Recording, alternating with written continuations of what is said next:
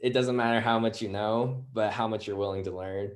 Uh, Mm, and I think that growth mindset along the way, and I've seen it, even among like my business partners, it's really understanding that you're not going to have all the right answers, but if you're willing to fight for it, mm, then that's what's going to make the whole difference. And I don't know, I just look back on where I was when I first started this. I didn't know like anything about business, nothing about strategy, nothing even about building products. And just like even being able to dive into it and learn that, like I know that was more important, at least to me, than just trying to make it work in the long run. And I think knowing that goal in mind is huge for any entrepreneur going in. mm.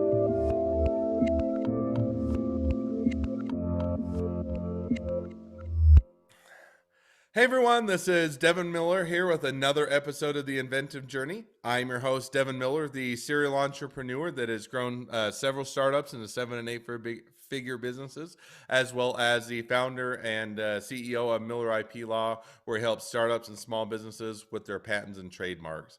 And today we have another great guest on the podcast, and it's Aaron. I think it's Shu. And Aaron is the founder or co-founder, and he'll probably correct me if I mess that up, of Blurp. And Blurp is going to be kind of where you can share short audio bites and be able to, discover, create, and I think share as their tagline. But he's going to share a little bit about the back journey that got to him to where he's at today. And so, with that much as of an introduction, welcome onto our podcast, Aaron. Hey Devin, how's it going? It's going great. Excited to have you on. So I kind of said where you're at today, but let's take those few steps backwards is to give us a bit of that backstory. Where did you come from and how did you get to where you're at today? Oh man, I guess like starting back to where I come from, born and raised in Utah. My Hmm. parents were the ones who, came across the seas, did the whole immigration story. And Hmm. my dad, grew up running a restaurant, and my mom was nice enough to like stay home and take care of us. And yeah, I guess the story to wrap around of where Blurp started to really come into place was when I was going to college. It was my second to last year of school, and there was all this excitement around entrepreneurship, building products. And for me, I got excited about just the game design and the computer science because Hmm. my sister was the one who convinced me to get in to the field. And once she did, it really opened up like my eyes and how creating and sharing products is something that can really, change the world. And I Hmm. think Blurb stemmed out of this idea that we could really take the content and add the same level of expression that gifts were giving us to our screens and put it back into these other forms that were popping up during the time, like AirPods, voice assistants. And So that's maybe before we jump too much into Blurb, if you don't mind, let's go back a little bit in your story because I remember we talked a little bit before the podcast. One of the things that you originally were going into school, having come in, your parents immigrated or migrated into Utah, and I think you went to school for computer science. Is that right? You'd always been interested in computers or parts, partially because of your parents and wanting to create things. Is that about right? that's true. Well, the funny thing is my parents thought computers were like a waste of time. Like they had no Hmm. like education to really understand that tech is a growing field, and Hmm. there was a lot of job stability with that. So the traditional stuff that they wanted me to get into was, being a lawyer, a doctor, Hmm. or which you probably like lawyers a lot, Oh, I like to make fun of lawyers, and I always, there's plenty of good lawyer jokes, and there's plenty of good lawyers and plenty of terrible ones. But yeah, go ahead. But yeah, so it was just always funny. I feel like I had to fight that internally a lot, thinking like, okay, having confidence that this is something that could work out. But my sister was there, who she took probably the first hit of like, yeah, I don't need to be a doctor. Let's try electrical engineering. And she Hmm. was motivating herself with, finding internships early and getting early in the field. But that's where the motivation came from in studying that. So you decided, hey, I don't want to be a doctor. I don't want to be a lawyer because everybody hates lawyers. So you decided to go into more of computers and software. So you went and you went and studied in school. And so what? And were you, how did it? So you went through schooling and you graduated. Now, where did you start out out of the chute with Blurp, or did you go work for a big business, or kind of where did that play into after you graduated, earning your degree? What was that next phase of your journey? Yeah, so first year while I was studying computer science, I always saw people told me the same advice, like to learn what you're doing, just go out and do it. Go Mm, build things. And that's what I started out doing was mm, seeing how the App Store was literally, able to distribute anyone's software and put it out there. mm, Learning mobile development was the first thing I got really excited about. The first app that we made that was somewhat successful. I wouldn't say it was really successful, but it was an app of Shia LaBeouf mm, and him yelling at the screen, right? Well, we took his audio clips back then and just mm, put it into this app, and it was exciting because the minute we put this on the app, we got 100,000 downloads within a few weeks. mm, And I think that was one of those times where I was like, wow, you can literally build the software, in your room and reach a lot of people doing it. mm. And I would say that's where the start of the whole creative side came. Before that, I loved film in that sense. And, YouTube was always a fun way to create and share content in that way. But Mm. that was the first insight in tech that I saw. So you had that first insight. Now walk me through. So you had that insight. You're saying, oh, tech can actually have an impact. You can actually do something from remotely or from your house or from wherever you're located and have an impact. So I assume you finished earning your degree. Where did you go after you earned your degree? Did you have this insight and you started your own company, or did you go work for a big business for a period of time, or kind of what was that transition? Yeah. So people always get surprised that they're like, oh, wow, how long have you been working on Blurb? Well, I've been working on it for about 4 years. Hmm. And part of it was because I didn't really take it seriously since Hmm. the past year. And I, how Blurb started getting involved at the beginning was once we made that app, we thought, okay, wow, it's cool. And then the other thing that surprised us about that was, okay, the only way to share these audio clips was to, take a YouTube video, slice through it, and spend all this time, putting it all in one place. Hmm. And that insight that it wasn't just valuable to me, but it was valuable to a lot of other people who wanted to Hmm. share that content was something that made me want to work on Blurb on the side for a little Hmm. bit. And, we just kept building it. I found a random So kid. maybe on that. So what were you working on Blurp on the side? So what was your full time, or how did you support yourself as you were working on Blurp on the side? Yeah, so I was still going to school. So this was, second Okay. year of school. Mm, And then I was lucky and got an internship at mm, a place called Panasonic. They make cameras, super old, mm, big company. It was way different from other places I've worked, but it was my first taste of, oh, this is what it feels like to walk into a place and there's a mm. lot of cubicles and you just go in and do your own thing. Sure. So Yeah. so you were interning at Panasonic. This is your side hustle. Is that kind of how you're saying? You kind of had those as well as doing school. So now, how did that continue to evolve? Did you graduate and work for Panasonic for a few years, turn your side hustle into what you're doing today, or how did you kind of start to make that transition? Yeah, so kept working on this on the side and then kept slowly bringing people on the project. It's Mm, been very in and out, as in would tell people about it, realize that I had so many skills I didn't have. Like one of my co-founders who studied in school with me, he does design right now. But I would, every few months just tell him, hey, how does this look? And he would just totally rip apart my design, and I'm not a designer by trade. I didn't have any design background. And it was stuff like that. It was supporting, trying to move it forward and figuring out what I didn't know through surrounding myself with people who had different skills than me. And then with the whole Panasonic thing, I knew that wasn't where I wanted to work. Got another internship at a place called Instructure, which was a little bit fast moving. They're an ed tech company for distributing software for classrooms and online learning. And it was cool to just see how different the culture was to Panasonic in the mm, way that it was fast moving. The startup was built by, some college students. And this was, a company with 1,000 people at the time, where I was like, man, like you're telling me a couple of kids can really build a business that scales like this big? Like, sure, they Mm, had like professional people come in later and people help, but like it really began with just, a few kids down, the street from us. And I was like, I don't know. And I think that motivation of seeing, okay, it is possible made me want to keep working on Blurb. mm, And as we kept working on it, the more opportunities just opened up the platform as we kept solving this like initial problem, which was just, not being able to find our favorite audio clips. We mm, started to realize that it was what those clips did for people, mm. as in these moments we create by enhancing these moments with sound. That was the real value that Blurb was providing. And once we started like to really focus on that value, we really found our niche. Mm.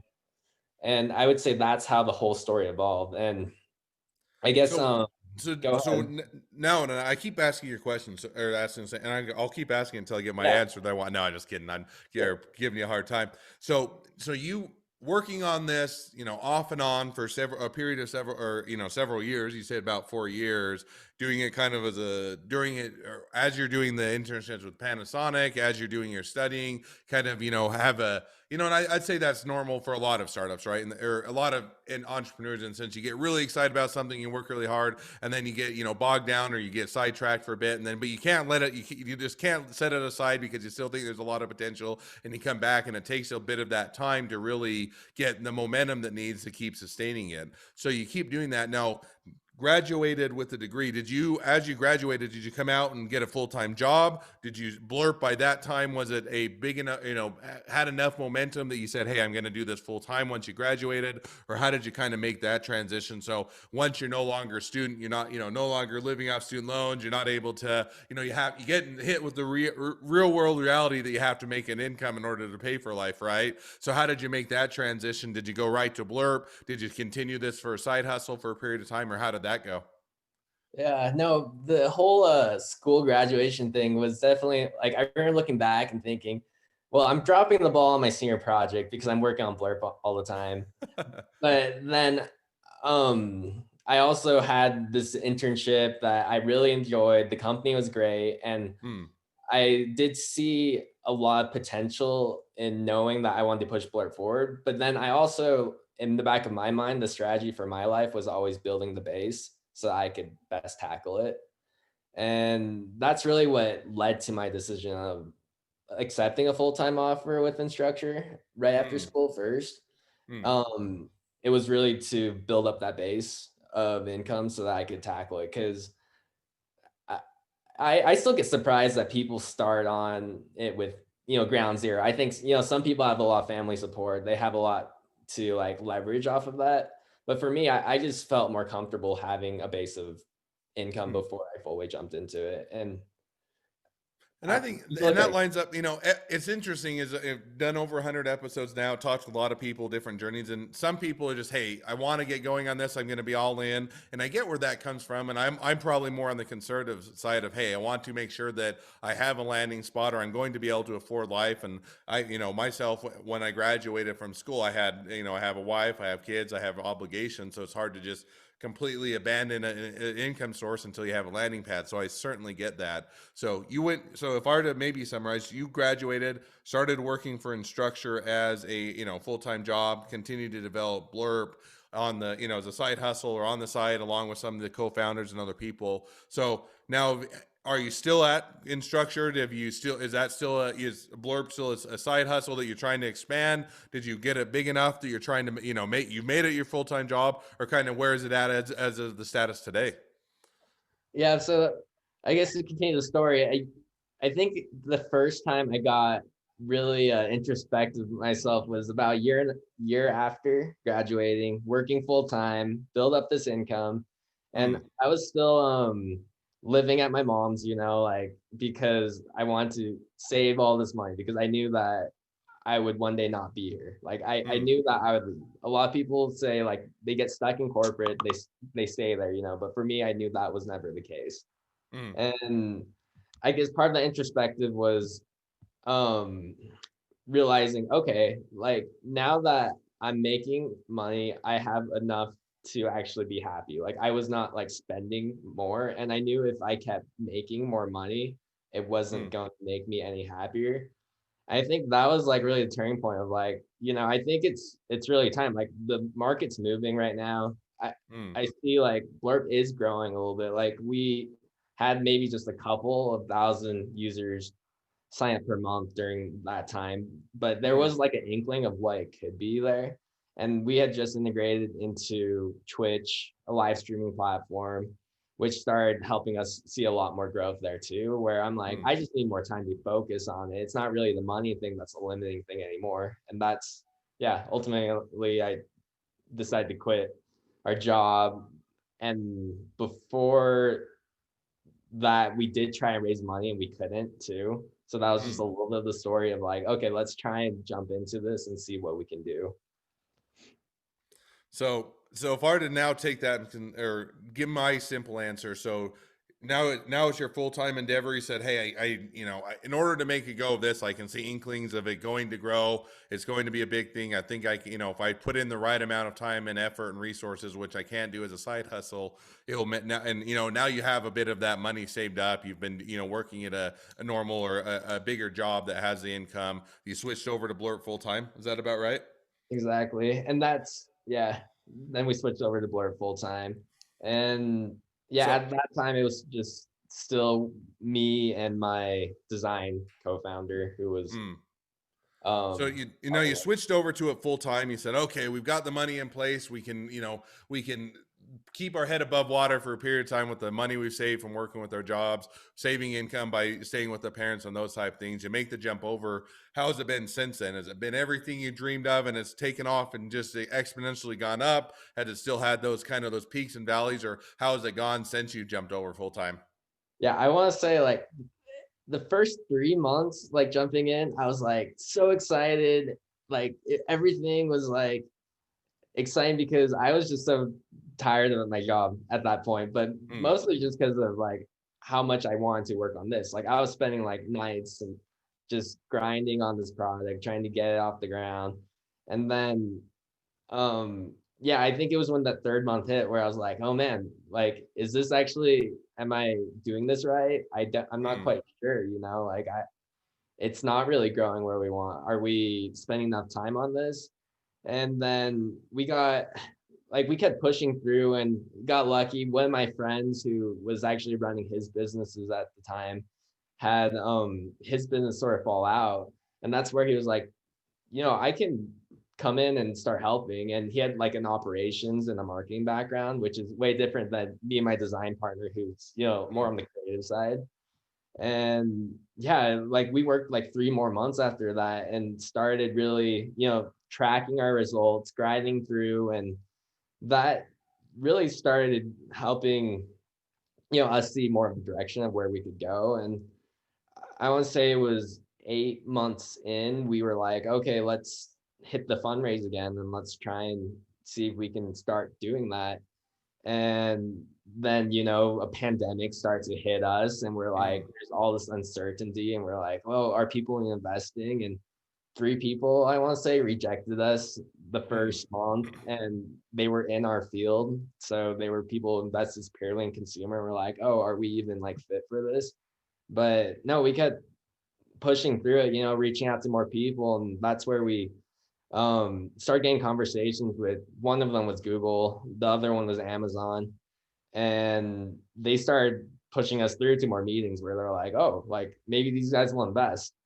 mm, And eventually Google falls out a little bit, but Amazon, their team was like super nice and they mm, were some of the first ones to commit to our first round. And from there, all these like other VCs that were sitting sort of on the sidelines started to like really want to commit. And that helped us, close our round there. And yeah, I guess that was 5 months ago now. So mm. we've been able to take that capital and really focus in the business. And now we're growing pretty fast. I want to say, at least in our niche of gaming and live streaming, we've been able to really focus on the creators there. And we're growing, 1 to 2,000 signups per week on our platform. It's been pretty unreal to see it grow a little bit, you know? Mm, And but I would say we're still in the trenches, as in we've really proven out this use case. We know sound sharing within gaming is a big thing. And over the next few years, we're going to see if the platform can extend beyond that. And I'm excited to see how that turns out. But from what we've seen, sound can be, that medium that connects us. And we've seen it shared on TikTok a lot. And if we can really show people that this is the universal language that can help people feel more understood, create these better moments, then, that's what's going to nail in the spot. But yeah, I would say like overall, like it was up and downs, like to answer your question mm.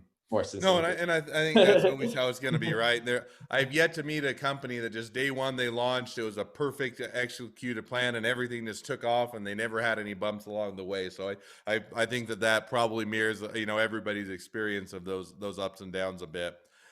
So now is and there's always more things to talk about, and more journey to discuss than we have ever time to do. And so as we start to reach the end of the podcast, I always have two questions I hit on. So maybe we'll jump to those now. So the first question I always ask is, along your journey, what was the worst business decision you ever made, and what did you learn from it? Oh man. The worst is I'm sure you get a lot of people who say like I've made so many bad decisions, it's hard to pick one. I I'll say my worst decision is generally around, I won't say people, but not in the way that what people like hiring the wrong person or bringing on the wrong person too fast. Mm, Um, I mean, one specific case, and I won't go too deep into it, but like I've brought on maybe 3 or 4 co-founders besides the ones working with me today. mm, And part of it is that to really like co-founders are like dating, you really have to know that you're in it for the long run. You really have to know that you have the same goals in mind in order to make it work. I would say that not rushing into that is a huge thing. And I think it's just mm. something you learn along your whole entrepreneurship journey.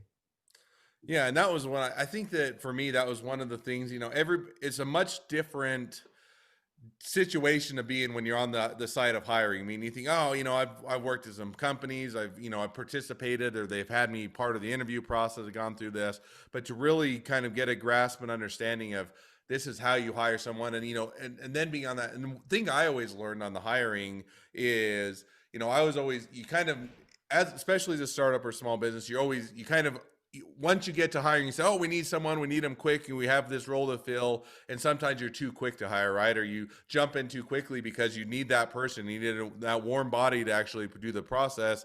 And you hire the wrong person. You hire too quickly. You don't slow down. You don't make sure you get the right person. And I know for me that was certainly a hard thing to, a hard lesson learned is, hey, it's more important to get the right person on and do it a little bit slower, even if it's painful during that process to get that right person, because in the long run, it pays a lot greater dividends.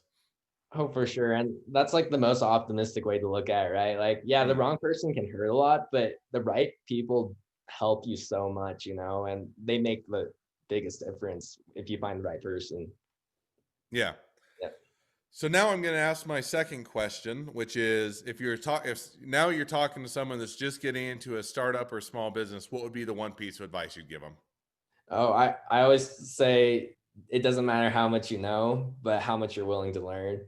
Uh, Mm, and I think that growth mindset along the way, and I've seen it, even among like my business partners, it's really understanding that you're not going to have all the right answers, but if you're willing to fight for it, mm, then that's what's going to make the whole difference. And I don't know, I just look back on where I was when I first started this. I didn't know like anything about business, nothing about strategy, nothing even about building products. And just like even being able to dive into it and learn that, like I know that was more important, at least to me, than just trying to make it work in the long run. And I think knowing that goal in mind is huge for any entrepreneur going in.